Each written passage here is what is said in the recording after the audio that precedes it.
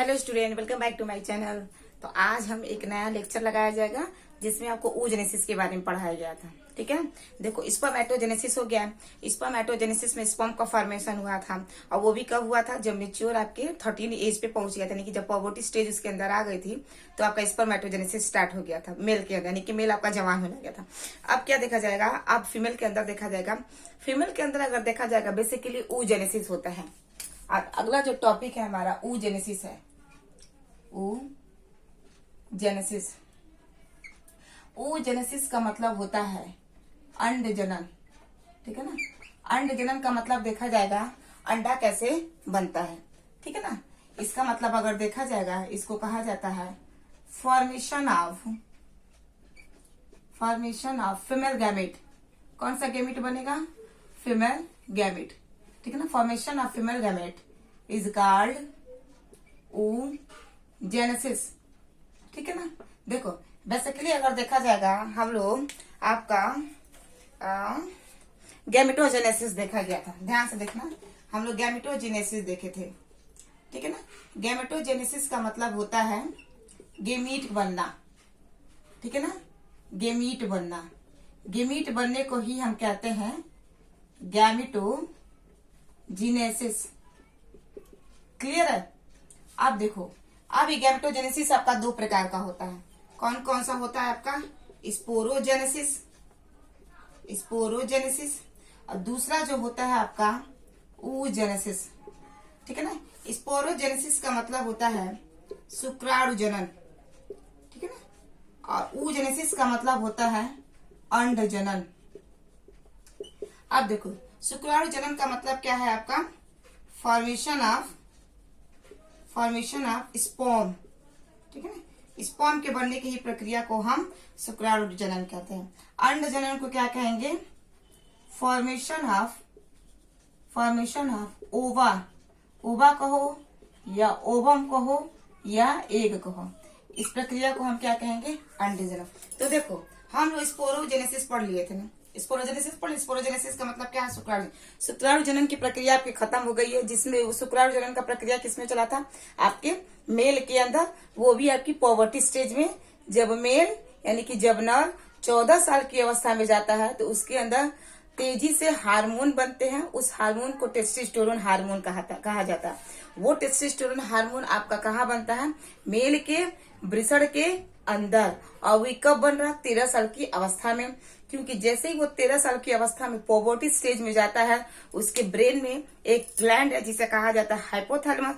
वो हाइपोथैलेमस आपका direct indicate करता है आपके क्या नाम है, हार्मोन को जो निकालता है अपने अंदर से hypothalamus, GnRH gonadotropin releasing hormone. ये गोनेडोट्रोपिन रिलीजिंग हार्मोन जाके हीट करता है आपके पिट्यूटरी अपने अंदर से निकालती LH और FSH, दो हार्मोन निकलती है। ये LH और FSH आपके ब्लड के थ्रू मेल के टेस्टिस के अंदर जाती है और टेस्टोस्टेरोन बनाती है। और इसी टेस्टोस्टेरोन के वजह से मेल के अंदर प्राथमिक और द्वितीयक लैंगिक लक्षण दिखाई देते हैं।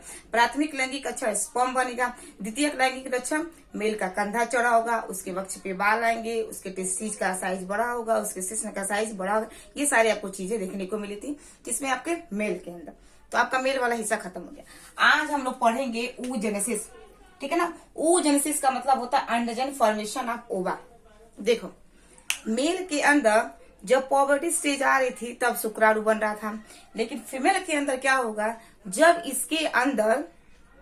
इसके अंदर यौनावस्था आएगी तो ऐसे ही होगा, यानी कि जब यौनावस्था आएगी तो इसके अंदर अंड जनन बनेगा। और अंड जनन की प्रक्रिया से क्या होगा? उसके द्वितीयक लैंगिक लक्षण और प्राथमिक लैंगिक लक्षण दिखाई देंगे। द्वितीयक लैंगिक लक्षण का मतलब क्या है? उसके वक्ष के अगर देखा जाए आकार में वृद्धि हो जाएगा, यानी कि स्तन ग्रंथियां, स्तन डेवलप होने लगा।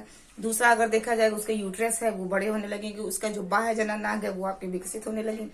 देखो बेसिकली अगर देखा जाएगा ये अंड जनन यानी कि ओवा का फॉर्मेशन जो है, अगर आपका देखा जाएगा ये जो प्रक्रिया है जिसे हम oogenesis कह रहे हैं, अगर देखा जाए ना फीमेल बहुत चालाक होती है।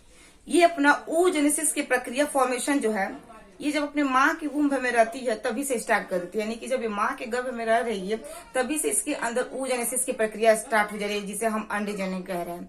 ठीक है, लेकिन मेल के अंदर अगर देखा जाएगा जब वो 13 साल की अवस्था में जा रहा है तब उसके अंदर शुक्राणु बनने की प्रक्रिया स्टार्ट हुई, लेकिन फीमेल के अंदर ऐसा आपका कुछ नहीं हो रहा है। ठीक है ना, फीमेल के अंदर जो अंड जनन की प्रक्रिया है वो अपनी माँ के गर्भ के अंदर है, तभी से आपका स्टार्ट हो जा रहा है। तो आज हम देखा जाएगा आखिर ये कैसे हो रहा है। तो हम फीमेल के फीटल स्टेज में चलते हैं, फीमेल के हम लोग फीटल स्टेज में चलते हैं। चलो आज हम लोग पढ़ेंगे oogenesis। ध्यान से देखना क्या होगा। oogenesis में क्या हो रहा है, ये अपने माँ के गर्भ में है, जब इसका डेवलपमेंट हो रहा है तभी इसके oogenesis की प्रक्रिया स्टार्ट हो रही है। सपोज डाटा देखा जाएगा, ये कौन है,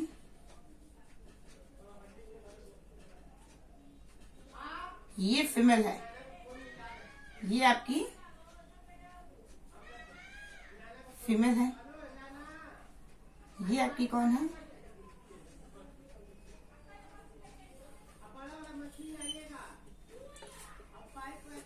ये आपकी फीमेल है।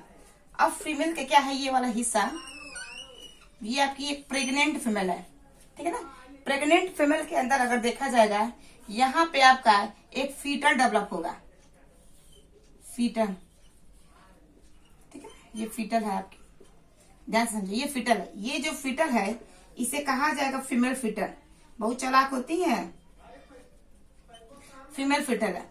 ठीक है ना, फीमेल फीटल के अंदर अगर देखा जाएगा ये इसके अंदर का क्या है भाग, ओवरी है।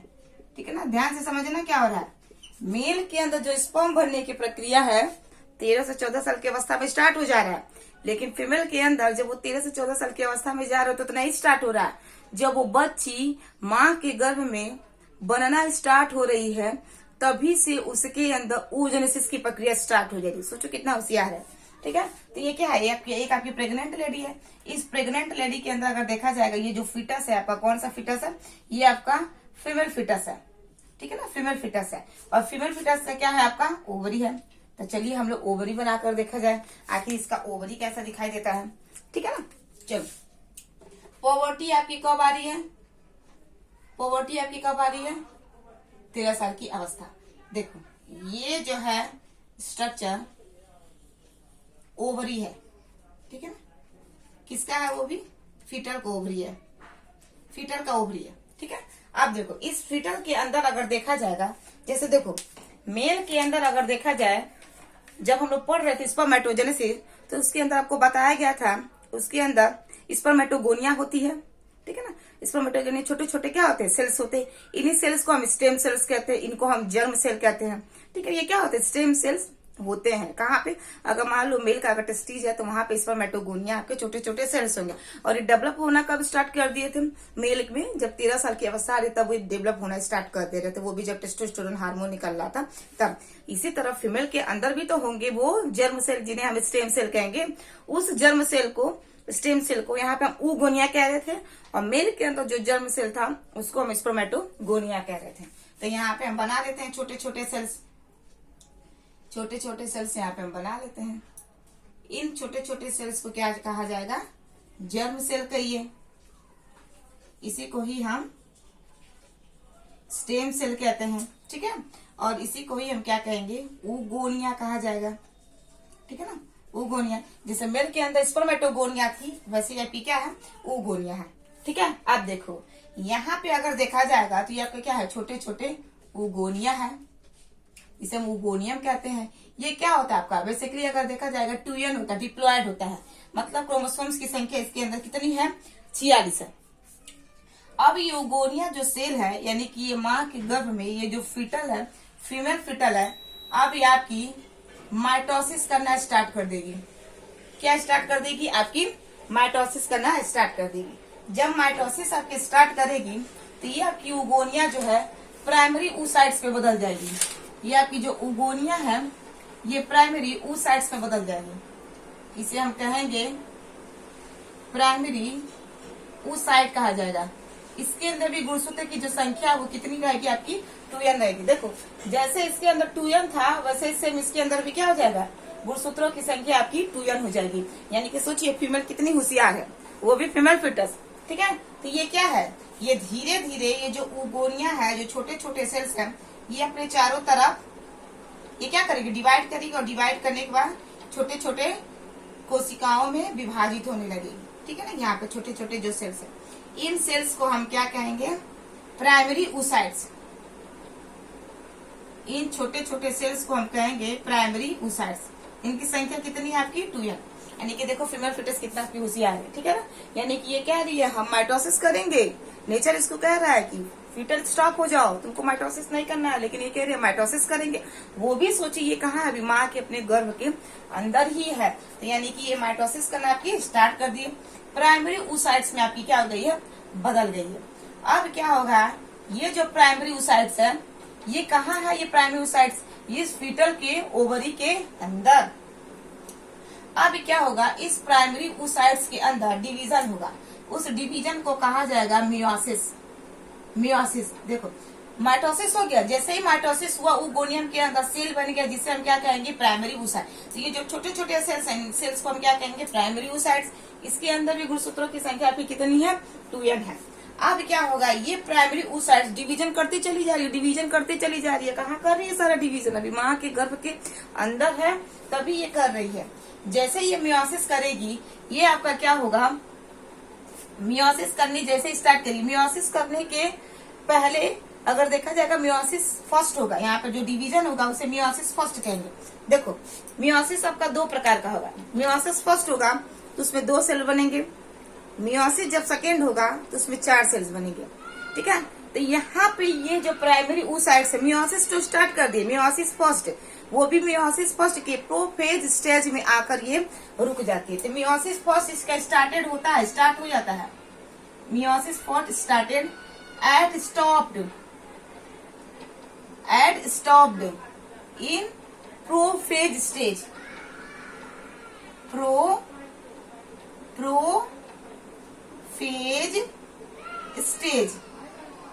प्रोफेज स्टेज जैसे ही ये मियोसिस स्टार्ट होता है, प्रोफेज स्टेज में आकर रुक जाती है। क्योंकि देखो जब मियोसिस स्टार्ट होता है तो इसमें 4 फेज होता है, एक प्रोफेज होता है, मेटाफेज होता है, एनाफेज होता है और आपका टीलोफेज होता है। जैसे ये चारों फेज आपके खत्म होंगे तब आपका मियोसिस फर्स्ट खत्म होगा। ठीक है ना। तो यहाँ पे ये फीटल क्या कर रही है, माइटोसिस करती चली जा रही है। नेचर कह रहा है भाई फीटल स्टॉप हो जाओ, तुमको यहाँ पे माइटोसिस नहीं करना है, लेकिन ये कह रही है मैं तो करूंगी, मुझे तो माइटोसिस करना है, मुझे तो मियोसिस करना है। ये मान ही नहीं रही है, डिवाइड करते चली जा रही है, माइटोसिस कर रही है, मियोसिस कर रही है। कहाँ कर रही है सारा, फीटल अभी अपनी मम्मी के अंदर है तभी ये सारा काम कर रही है। सोचो मेल का स्पर्मेटोजेनेसिस और फीमेल का oogenesis में कितना जमीन आसमान का होता है। मेल जब आपका 13 से 14 साल की अवस्था में जा रहा है तब उसके अंदर स्पर्मेटोजेनेसिस की प्रक्रिया जो है स्टार्ट हो रही है। लेकिन फीमेल के अंदर क्या है कि फीमेल के अंदर अभी फीटल बन ही रही है, लड़की बन ही रही है, तभी उसके अंदर क्या हो रहा है, oogenesis स्टार्ट हो जा रहा है। यानी कि वो माँ के गर्भ से ही धीरे धीरे वो क्या हो रही है, बड़ी हो रही है। oogenesis की प्रक्रिया, अंड बनाने की प्रक्रिया माँ के गर्भ से स्टार्ट कर देगी। जब वो बच्ची यौनावस्था में जा रही है 13 से 14 साल की अवस्था में, तब नहीं कर रही है, अभी अपने माँ के गर्भ में है तभी से वो स्टार्ट कर दे रही है। सोचो तो यहाँ पे ये क्या हो रहा है, यहाँ पे अगर देखा जाएगा ये आपकी क्या है, ये आपका ओवरी है। किसका ओवरी है, ये आपका फीमेल का ओवरी है। और ये आपकी क्या है, ये आपकी फीटस है। ठीक है। आप देखो यहाँ पे अभी किस अवस्था में रुक गई है, आपकी प्रोफेज के प्रथम अवस्था। मियोसिस फर्स्ट तो स्टार्ट हुआ है लेकिन प्रोफेज में आके आपकी खत्म हो गई है। तो जैसे आपका प्राइमरी oocytes आपका स्टार्ट होगा, यहाँ पे क्या हो जाएगा, आपका ये प्रक्रिया सारा का सारा क्या हो जाएगा, यहाँ पे स्टॉप हो जाएगा। फिर कह रही है, नेचर कह रहा है कि मियोसिस फर्स्ट आपका स्टार्ट तो हुआ था लेकिन प्रोफेज अवस्था में आपने क्या कर दिया, बंद कर दिया। अब तुम क्या कर रहे होगी, तो फिटस करिए, मैं तभी भी काम करूंगी। अब देखो मैं क्या कर रही हूँ, फिटस देखो अंदर ही अंदर क्या काम कर रही हूँ। अब क्या करेगी कि ये जो ओवरी है, देखो इस ओवरी के अंदर आपको बताया गया था बीच में क्या होता है, आपका मेडुला होता है। क्या होता है, आपका मेडुला होता है। ठीक है ना। मेडुला के बाहर का जो भाग होता है उसे कॉर्टेक्स कहा जाता है। ठीक है। मेडुला और कॉर्टेक्स को मिलाकर स्ट्रोमा कहा जाता है। ठीक है ना। स्ट्रोमा क्या होता है, मेडुला और कॉर्टेक्स का भाग होता है, ये सारा अंदर है। क्लियर है। अब देखो क्या होगा कि ये जो सेल है, पहली सेल जिसे हम क्या कह रहे थे, जर्म सेल कह रहे थे, या इसे हम स्टेम सेल कह रहे थे, इसी को ही हम क्या कह रहे थे, उगोनिया कह रहे थे। ये क्या किया है, माइटोसिस की है, तभी तो ये प्राइमरी oocytes में बदली है। अब क्या करी है, फिर नेचर ने इसको स्टॉप कर दिया है, मियोसिस फर्स्ट। मियोसिस फर्स्ट जैसे स्टार्ट हुआ था, प्रोफेज में आकर क्या हो गया, रोक दिया। नेचर ने कहा कि अब तुमको डिवाइड वाइड नहीं होना, तुम चुपचाप बैठी रहो, लेकिन फिटर करिए नहीं, अभी भी हम अपना काम करेंगे। अब देखो ये क्या कर रही है कि ये जो स्टोमा के अंदर इधर उधर ऊपर नीचे चारों तरफ जो बिखरे सेल हैं, उन सेल्स को अपने चारों तरफ इकट्ठा कर ले रही है। किसके इकट्ठा कर ले रही है, ये जो आपको दिखाई दे रहा है, जिसे हम क्या कह रहे हैं, प्राइमरी oocytes। इस प्राइमरी oocytes के चारों तरफ क्या कर रही है, सेल्स का एक गुच्छा बना ले रही है, यानी कि पूरा पंचायत इकट्ठा कर ले रही है। कौन, ये फिटल। देखो कितना होशियार है, सारा काम अंदर ही अंदर कर रही है। नेचर ने इसको स्टॉप कर दिया कि भाई फिटल रुक जाओ, आप तुमको कोई काम नहीं कर रहा है, लेकिन कर रही नहीं, अभी भी हम अपना काम करेंगे। तो ये कहाँ से सेल्स को इकट्ठा किया है, ये जो स्ट्रोमा सेल्स के अंदर ये सारे बिखरे पड़े हुए हैं, उनको अपने चारों तरफ क्या कर रही है, इकट्ठा कर ले रही है। और क्या करेगी, आगे चलकर एक फॉलिकल का निर्माण करेगी, जिसे हम कहेंगे प्राइमरी फॉलिकल, जिसे हम क्या कहेंगे, प्राइमरी फॉलिकल। इस प्राइमरी फॉलिकल को कहा जाता है प्राथमिक पुटिका। इस प्राइमरी फॉलिकल को क्या कहा जाएगा, प्राथमिक पुटिका। और ये जो चारों तरफ अपने पंचायत इकट्ठा किए सेलों के समूह को, इसे कहा जाता है granulosa cell. Granulosa cell, clear है, ठीक है ना। जैसे ही ये प्राइमरी फॉलिकल बना लेती है, तब तक क्या होता है, फिटल का 9 मंथ हो जाता है और फिटल डिलीवर होने वाली होती है। तब नेचर कहता है कि भाई तुमने तो यहाँ पे प्राइमरी फॉलिकल बना लिया, ठीक है ना, प्राइमरी फॉलिकल बना लिया, अब क्या होगा, तुम्हारा समय खत्म हो गया, यानी कि अब तुम 9 मंथ की हो गई हो। जैसे ही वो 9 मंथ की होती है, पार्चुरेशन उसका स्टार्ट होता है, यानी कि वो क्या हो गई है, डिलीवर हो गई है, ठीक है ना। आप ध्यान से समझिएगा। इस oogenesis में बेसिकली क्या हो रहा है कि सारा का सारा, थोड़ा सा रिवीजन कर लेते हैं। oogenesis की आपकी सारी की सारी प्रक्रिया जो हो रही है बच्ची के अंदर, फीमेल के अंदर, इस प्रेग्नेंट फीमेल के अंदर हो रही है। जब ये प्रेग्नेंट फीमेल के अंदर ये फीमेल फीटस बन रही है, तभी से ही इसके अंदर oogenesis की प्रक्रिया हो रही है। इस फीमेल फीटस के अंदर क्या है, ये जो छोटा सा भाग है, इसे हम ओवरी कहेंगे। इस ओवरी को हमने यहाँ पे बड़ा करके बना दिया। इस ओवरी के बीच में क्या होता है, आपका मेडुला होता है। मेडुला के बाहर का जो हिस्सा होता है उसे हम कॉर्टेक्स कहते हैं। मेडुला कॉर्टेक्स को मिलाकर हम स्टोमा कहते हैं, ठीक है ना। सारा काम कहाँ हो रहा है, फीटल के अंदर हो रहा है। अब क्या करेगी, इस ओवरी के अंदर छोटे छोटे सेल्स होते हैं, जिन्हें कहा जाता है oogonia। इन्हीं को ही हम जर्म सेल्स कहते हैं, इन्हीं को ही हम स्टेम सेल्स कहते हैं, क्योंकि यही सेल क्या करती है, बार बार माइटोसिस करती है, फॉलिकल्स को बनाती रहती है, ठीक है। ये oogonia आपकी टूयन होती है, डिप्लॉयड होती है। ये oogonia क्या कर रही है, ये फीमेल फिटस कितनी चालाक है, ये क्या करिए भाई, नेचर से हम डिवाइड करेंगे तो भाई डिवाइड कर ही रही है। ये oogonia क्या कर रही है, माइटोसिस कर रही है। जैसे ये माइटोसिस करेगी, ये क्या है, oogonia आपका बदल जाएगा प्राइमरी oocytes में। तो ये आपके क्या आंसर, आपकी ये सारे क्या क्या थे, आपकी oogonia ही थे। oogonia माइटोसिस की है, किस में बदल गई है, प्राइमरी oocytes में बदल गई है। प्राइमरी oocytes जैसे स्टार्ट होता है, यह फीमेल फिटस क्या कर देती है, अब सेकेंड स्टेज में चली जाती है। किसमें चली जाएगी, मियोसिस फर्स्ट में।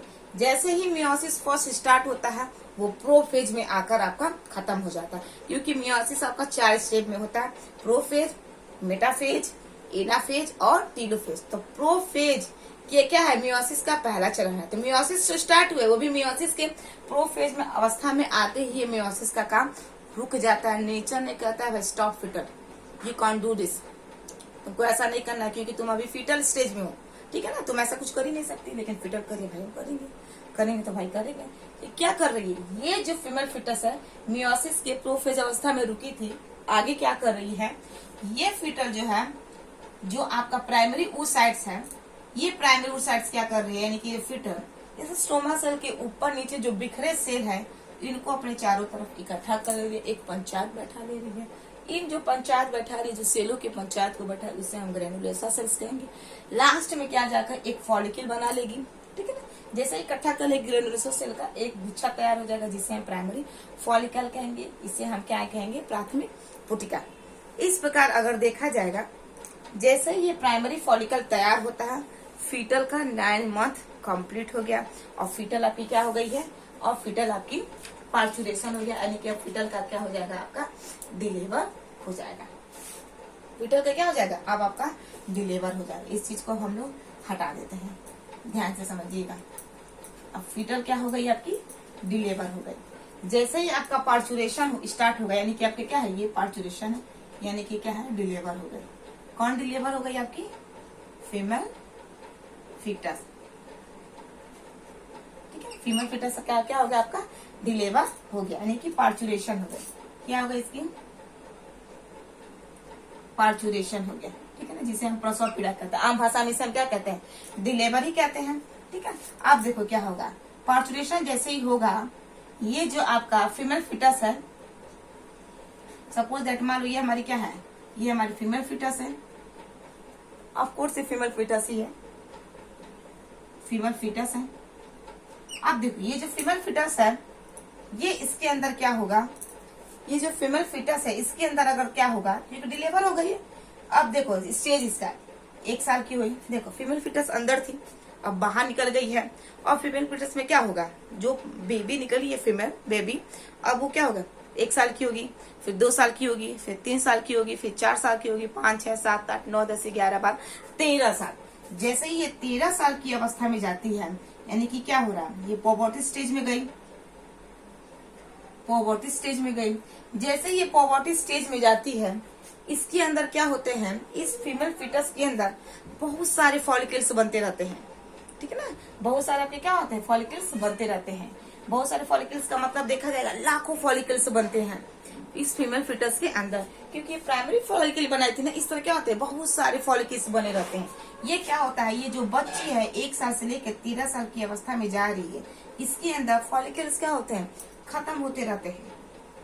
फॉलिकल खत्म होते रहने की, फॉलिकल क्या होते हैं, टूटते रहते, मरते रहते। देखो उस बच्ची को कुछ पता नहीं है, वो बच्ची 1 साल की थी, उसके अंदर फॉलिकल खत्म हो रहा है, वो बच्ची खेल रही है, कूद रही है, स्कूल जा रही है, इधर जा रही है, उधर जा रही है, 13 साल की अवस्था तक कुछ जान ही नहीं रही है कि मेरे अंदर ऐसा क्या चीज हो रहा है। बेसिकली देखा जाएगा उसके अंदर जितने सारे फॉलिकल्स बने थे माँ के गर्भ के अंदर, वो सारे जो फॉलिकल्स थे 13 साल की अवस्था तक आते आते सारे के सारे फॉलिकल्स क्या होते हैं, डीजेनरेट होते हैं, यानी कि सारे के सारे फॉलिकल खत्म होते रहते हैं। जो फॉलिकल बना था जब वो माँ के गर्भ में थी, जितना बना था वो सारे फॉलिकल 14 साल की 13 साल की अवस्था तक आते आते सब खत्म होते रहते हैं, यानी कि फॉलिकल्स क्या हो रहे हैं, डीजेनरेट हो रहे हैं। ये जो फॉलिकल डीजेनरेट हो रहे हैं, इन्हीं को कहा जाता है फॉलिकल अरेस्टिया। इसको कहा जाएगा फॉलिकल अरेस्टिया। ठीक है ना, अब क्या होगा कि ये 13 साल की अवस्था तक आते आते इसके अंदर 60,000 से 80,000 फॉलिकल बच जाते हैं इसके अंदर। किसके अंदर, 60,000 से 80,000 फॉलिकल्स बच जाते हैं। किसके अंदर बच रहा है, ये सब फीमेल फीटस के अंदर।